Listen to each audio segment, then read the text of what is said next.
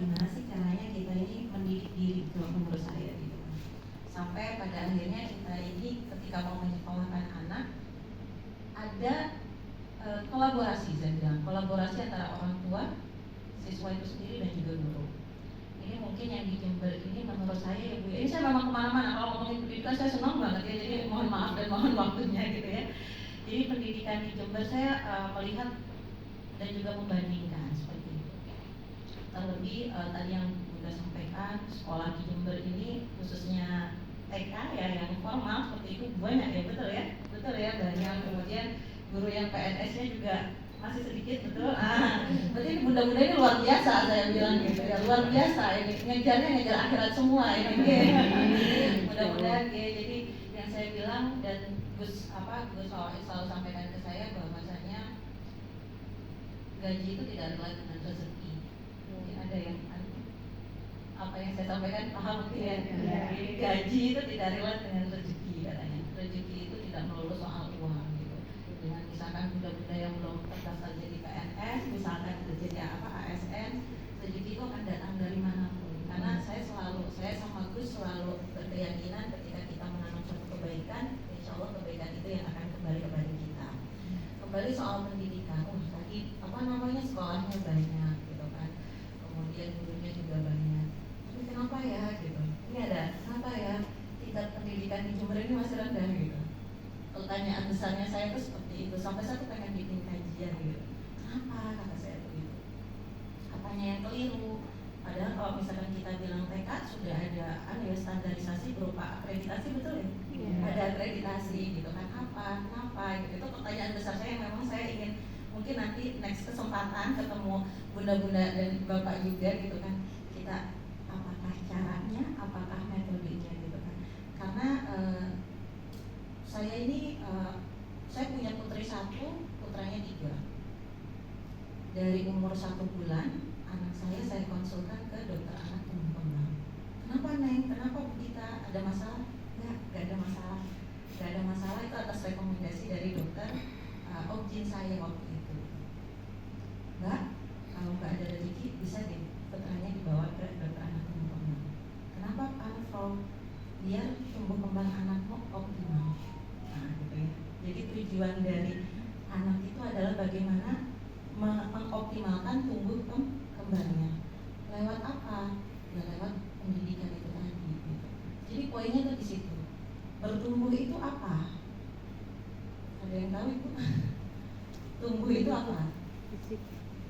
Bertumbuh indikatornya ada 3. Kita bisa lihat dari berat badan, tinggi badan, dan juga lihat. Kemudian berkembang. Berkembang itu apa? Apanya sih yang berkembang gitu kan? Berkembang itu untuk anak usia dini kita bisa lihat dari 4 aspek.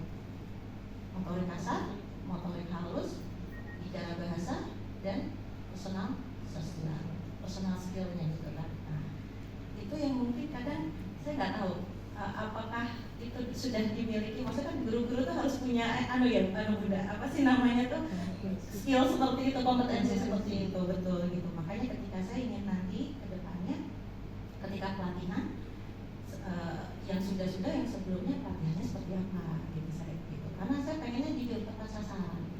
Jadi ketika bunda-bunda sekalian punya wawasan yang yang luar biasa, kita akan melahirkan generasi-generasi yang luar biasa juga gitu. Kan betul begitu nggih?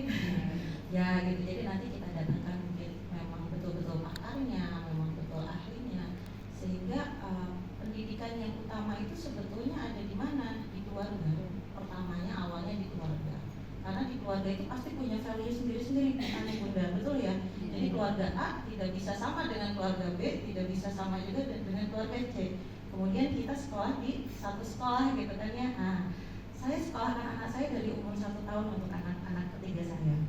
Kok sekolah? Sebetulnya bukan sekolah, tapi menstimulasi semuanya agar tumbuh kembangnya agar optimal gitu. Dan terbukti ketika saya sekolahkan anak ketiga saya ini, sekarang itu dia di psikotes punya IQ 138 gitu. Sebenarnya stimulasinya nggak yang nggak yang ribet-ribet sebetulnya. Dan itu bisa dilakukan oleh oleh setiap orang tua di rumah kalau berkeinginan dan berkesadaran, gitu ya. Apakah parenting ini khusus untuk orang yang orang kaya katanya gitu? Enggak. Apa orang yang berpendidikan juga? Enggak. Yang penting berkeinginan, mau gitu. Si orang tuanya tuh tahu. Jadi ketika dia memutuskan, ya saya menikah, berarti harusnya siap jadi orang tua, gitu kan. Kadang mungkin kesadaran ini yang memang menurut saya, pendapat saya ya, yang sekitar 10 sampai 12 tahun saya di Jember, mungkin ada hal yang masih persepsinya tidak seperti itu menurut saya secara pribadi Bunda, gitu kan. Makanya lembaga-lembaga yang begitu banyaknya, saya sangat luar biasa dengan antusias warga masyarakat Jember ini. Sekolahnya paling banyak kalau menurut data itu ya, gitu kan. Nah, cuman bagaimana sistem pendidikannya ini, maksudnya apa metodenya gitu. Anak saya memang di sekolahnya di Surabaya tidak dipaksa untuk bisa baca dan tulis betul gitu. Tapi kan Bunda nanti SD anaknya harus bisa baca tuh, betul ya. Nah, itu jadi satu hal yang katakan, ini gimana nih gitu kan.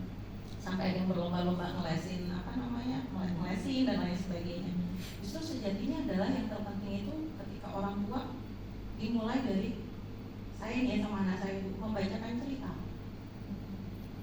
Membacakan ceritanya jangan lihat dari tab ya Bu, jangan lihat dari jadi pakai buku gitu loh, pakai buku gitu. Ya, pakai buku gitu. Pakai buku mulai dari mana? Dalam kandungan kalau bisa. Gitu. Kalau enggak ya sebisanya as soon as possible menurut saya gitu kan. Jadi itu di sana betul-betul anak saya tuh Bu, saya enggak BA ba caca baca nggak seperti itu Bu. Jadi benar-benar diceritain betul-betul diceritain, mendengar. Jadi dia bisa baca itu terus memahami konteks dari bacaan itu. Kalau itu kan anak sekedar baca ya, ini Bapak Budi itu apa ya gitu, dan seperti itu. Kemudian matematika, konsep ya 1 tambah 1 sama dengan 2. 1 tuh abstrak gitu loh buat anak-anak gitu. Kenapa sih gitu? Ya 1 itu ya udah kita tulis apa ya, 1 angkanya kayak gitu. Tapi mereka kalau ditanya 1 tuh apa? Mungkin seiring bertambahnya usia baru kita 1 tuh ini ya, pensel ini 1 ya 1 gitu. Nah, jadi saya nanti memang mungkin ingin memperkenalkan IJTKI, mungkin nanti Bunda Riri nanti mungkin next kita ajak kolaborasi gitu kan dengan salah satu lembaga di Jakarta gitu kan ya. Jadi saya juga punya sekolahan gitu ya, ada pondok pesantren, mungkin yang ada yang tahu, Bu Suliha tahu ya gitu kan. Pondok pesantren Nurul Khatib gitu kan. Sudah 3 tahun terakhir ini saya sudah di ACC sama Gus, di ACC sama Bu Nyai, saya bekerja sama dengan Yayasan Merdeka Belajar yang punya Najil Shihab. Ya. Jika itu salah satu sekolahnya, nanti mungkin bunda-bunda sekalian bisa studi banding ke sana, sangat welcome sekali gitu kan. Ya Bunda, ya kalau ke sana bayarnya mahal, ini dan gitu ya. Maksudnya bayar secara sekolahnya, semua akan selesai dengan materi, maksudnya uang kita bisa. Nah, pondok kami itu luar biasa, sekolah kami ini Bunda, bayarnya juga bukan ya bisa dibilang gratis, tapi saya ingin mengedukasi orang tua bahwasanya tidak ada pendidikan yang gratis, tapi terjangkau. Ya saya bilang terjangkau. Kalau bilang gratis ini mindsetnya itu nanti terus meminta gitu ya.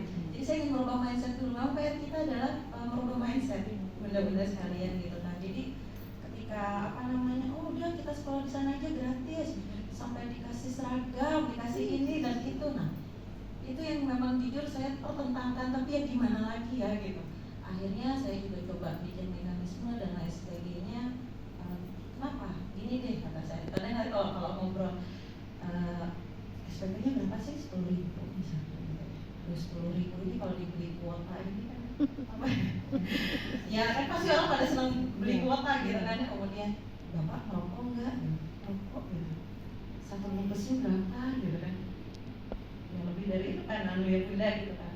Jadi kita ajak untuk menanamkan ke orang tua itu kesadaran akan pentingnya pendidikan. Nggak mudah memang saya tahu, makanya ini luar biasa nih bunda-bunda sekalian di sini nih pahalanya itu dari Allah Subhanahu Wa Taala tuh luar biasa, makanya hebat banget gitu. Saya tuh kalau lihat bunda-bunda guru-guru yang ngajar di pendidikan anak usia dini itu wow gitu. Terlebih kalau di sekolah anak saya tuh laki-lakinya banyak juga yang ngajar. Buat apa?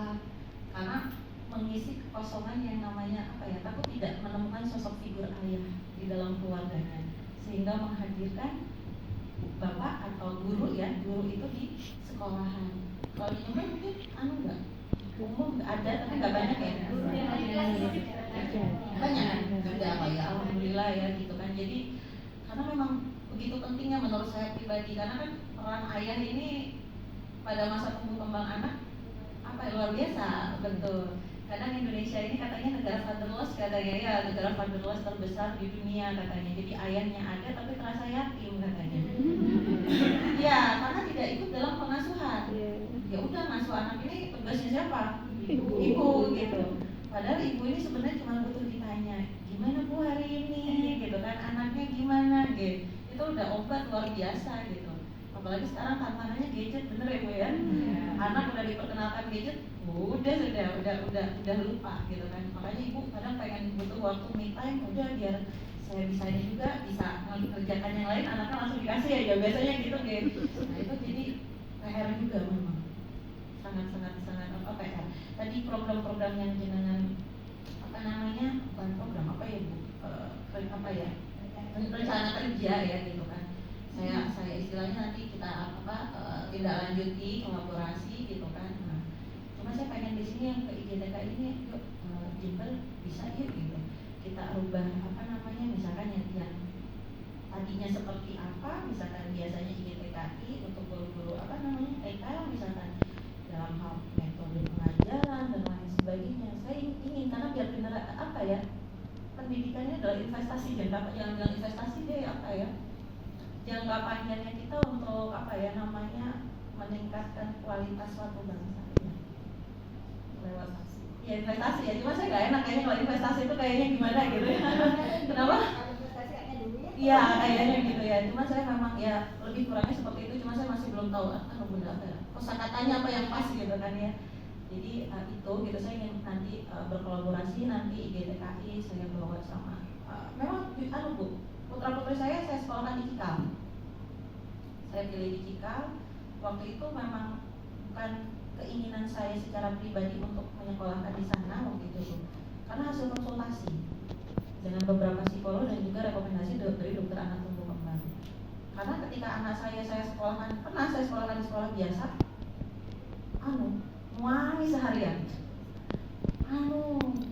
Bunda saya nggak mau sekolah, Bunda gini. Nah, pertanyaan besar buat saya, ini kenapa anaknya kok nggak mau nangis kejel sampai segitu. Mungkin kan bunda-bunda kalau awal sekolah anak-anak kan kayak gitu ya, kemelekatan dengan orang tua, terus orang tuanya yang nungguin di depan di depan kelas atau bahkan masuk ke dalam kelas gitu ya. Masih ada yang seperti itu di sini. Ada ya banyak gitu kan. Makanya PR-nya banyak sekali memang. Jadi cikal semua ya. Jadi ya betul. Pengennya betul. Nanti Bunda bisa memfasilitasi. Menjadi jembatan lah. Saya akan mengupayakan di sini gitu kan, akan mengupayakan. Cuma jangan pengen gajinya kayak gaji guru cikal ya, susah gitu ya. Paling enggak metodenya gitu kan ya, paling enggak metodenya seperti apa sih gitu. Ini bagaimana, ini gimana gitu. Jadi insya Allah memang saya pribadi memang sering berkomunikasi dengan Bu Najila. Kemudian Jember ini masih ditindaklanjuti ya Bunda ya gitu kan. Jadi Jember ini akan menjadi 3 kabupaten terpilih seluruh Indonesia yang menjadi pilot projectnya kampus Komitin Merdeka Belajar. Di antara kabupaten-kabupaten yang akan banyak gitu ya. Jadi alhamdulillah terpilih yang pertama itu Sidrap, Melawi, kalau nggak salah yang satunya lagi Jember. Siap-siap berburu petanya ya. Jadi semuanya saya menyasarnya semuanya gitu kan, menyasarnya semuanya. Ya kan memang kalau belajar itu kalau aku belajar itu sepanjang hayat. Setuju nggak dengannya? Ya. Saya kalau melihat yang penting antusias gitu. Ketika antusias kita samakan frekuensi enak gitu. Jadi ketika misalkan waktunya samakan frekuensi, kita lagi dengerin radio saya lagi dengerin Rosalina nih, panjenengan Kiss FM gitu kan nggak sama. Iya, gitu. Jadi kita harus samakan dulu frekuensinya, sepakat nggak dengan metode seperti ini. Jadi kita ada begini, kemudian kita datangkan ahlinya. Nah nanti bunda-bunda sekalian bisa dipraktikkan, praktek bayi itu dipraktikkan di sekolahnya masing-masing gitu. Jadi biar tepat sasaran. Oh caranya begini ya, oh ini begini. Jadi nanti mungkin ada konselor. Kalau di saya NCH ini, saya bilang NCH ya, Bu, saya cerita tentang sekolah saya sendiri. Memang jauh dari kata sempurna, tapi mengupayakan gitu ya, mengupayakan untuk bagaimana pendidikan anak usia dini ini, anak itu merasa nyaman di sekolah, happy gitu kan. Anak saya kalau udah libur, Bu ya, nangis. Aku pengen sekolah. Biasanya gimana kalau libur itu bunda? Senang ya, libur panjang misalkan gitu. Anak saya tuh gimana gitu. Malah saya, nak izin ya, bunda ada perlu. Bunda nggak boleh kayak gitu. Kita nggak boleh kata missnya kalau lagi holiday ya holiday. Kalau lagi kayak gini, aku nanti ada tugas, nanti nggak boleh kalau kayak gitu, bayangin. Menanamkan anak, maksudnya sampai ada perasaan kayak gitu tuh bondingnya seperti apa gitu kan? Sehari-harinya harus seperti apa gitu. Memang butuh hati yang luar biasa gitu. Makanya saya bilang bunda-bunda ini luar biasa ngurusin anak-anak lagi lucu-lucunya, lagi tumbuh kembangnya lagi luar biasa. Cuma bagaimana? Kalau di saya tuh gak ada istilah nakal, ya. Karena ucapan seorang guru ibu itu saya selalu sampaikan gak ada anak nakal itu kalau di sekolah saya, di sekolah kami gitu kan ya. Yang ada adalah anak yang butuh perhatian lebih. gitu ya. Jadi biar kenapa ketika kita memberikan hal yang positif akan jatuhnya nantinya akan positif, dan saya akan percaya itu. Saya sangat percaya sekali gitu.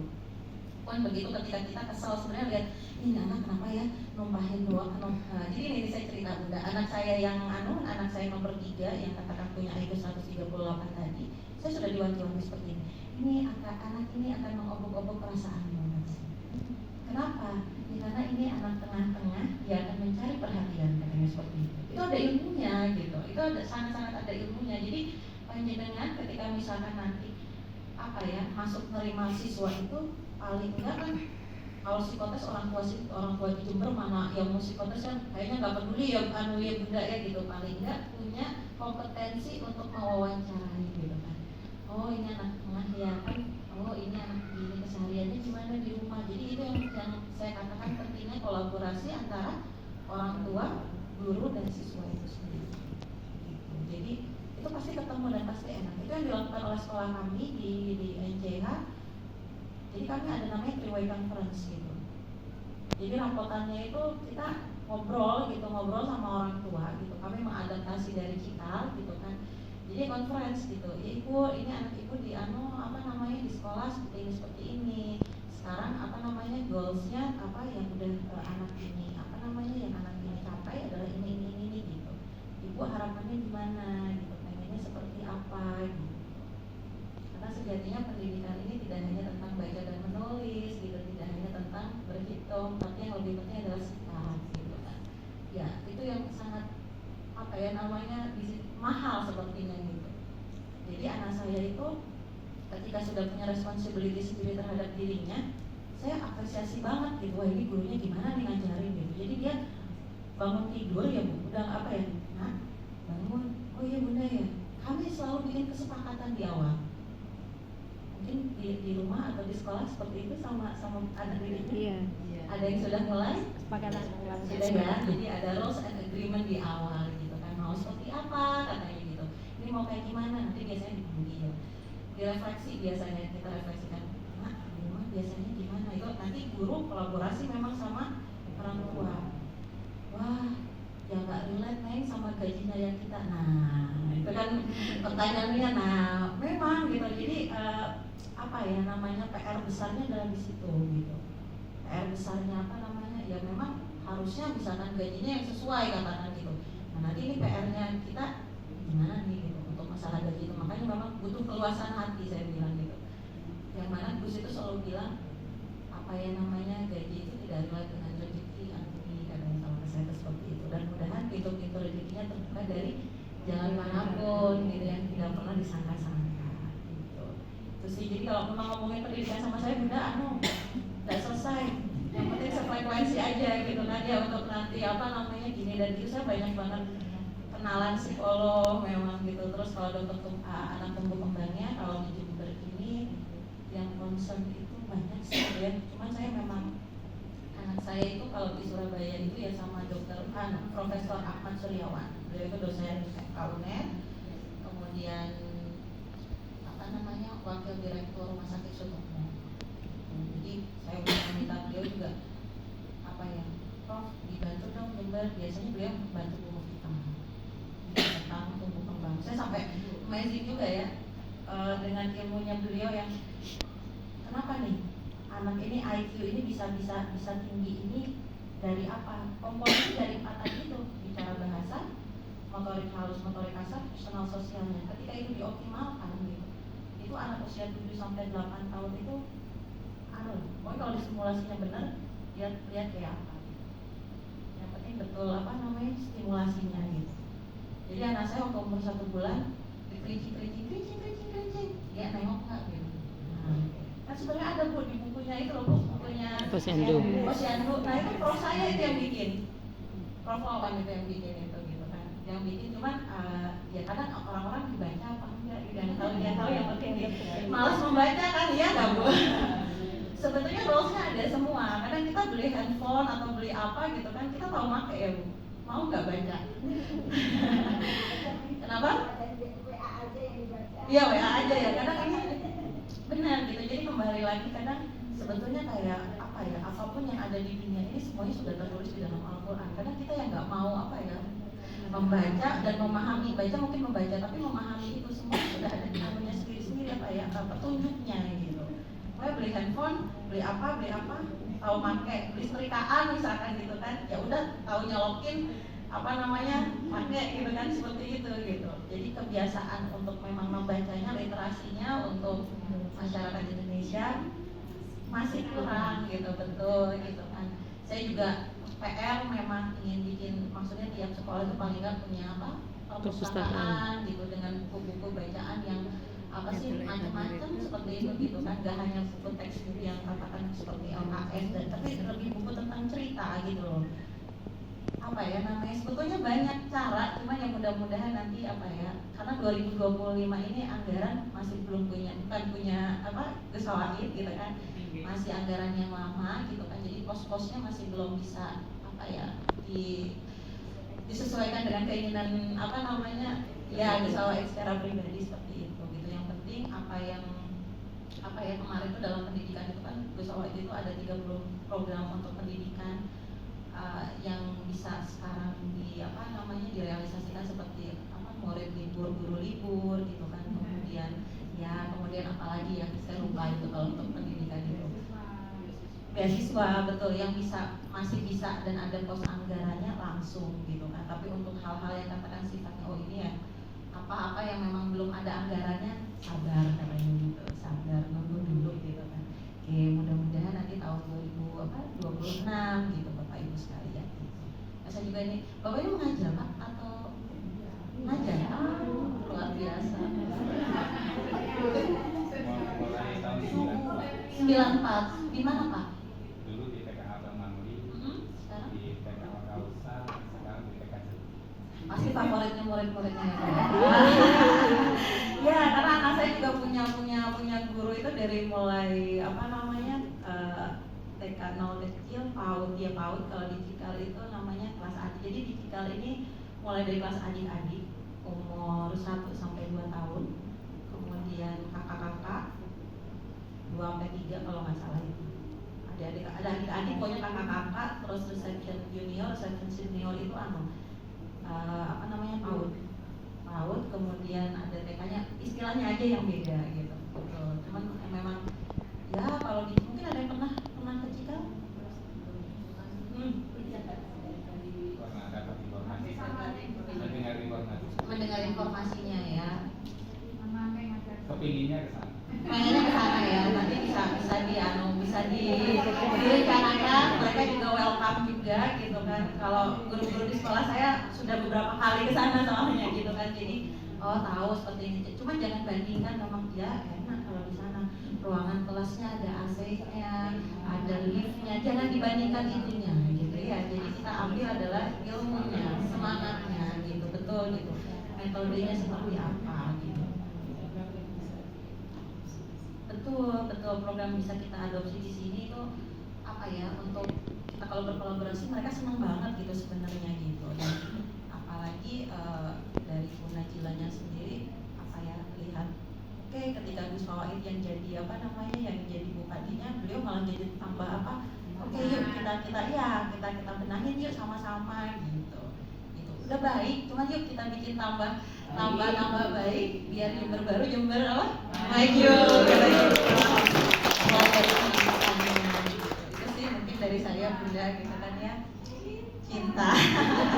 Jadi tolong semua kata cintanya jangan diplesetin terus. Semua kata cinta ini memang banyak artinya, banyak. Kadang orang gitu. Media sosial ini luar biasa gitu pengaruhnya, tapi mudah-mudahan bunda-bunda yang ada di sini semua bisa apa ya namanya, bermain media sosial ini dengan bijaknya.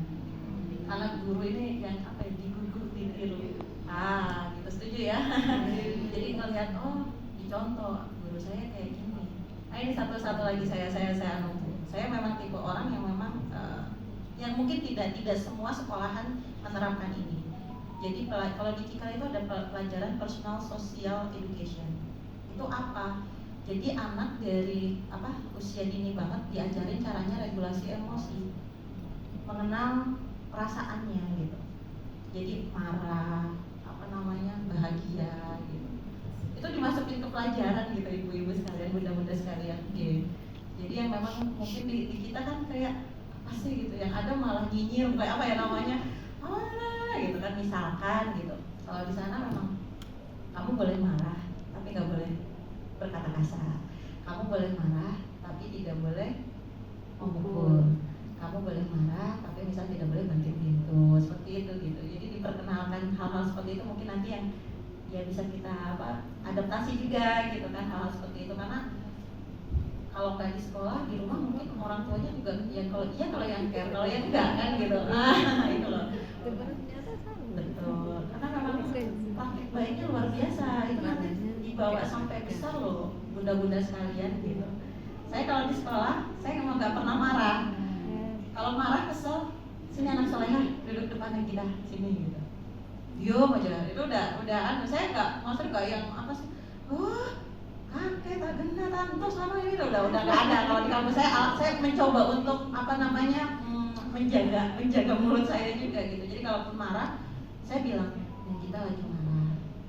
Jadi lebih ke I message gitu. Saya lagi marah. Kenapa marahnya? Saya sampaikan, saya utarakan. Jadi biar kenapa? Guru saya aja kayak gini, ya malu. Ya mungkin ada perasaan seperti itu gitu. Dimulai dari pimpinannya, dimulai dari saya sendiri seperti itu gitu. Mudah-mudahan saya bisa menularkan hal-hal yang positif. Saya juga tidak sempurna, banyak kekurangannya gitu ya. Mohon dimaafkan. Mudah-mudahan pertemuan nanti kita bisa lebih mengkaji lebih dalam, terutama soal pendidikan anak usia dini gitu ya, Bunda, gitu kan.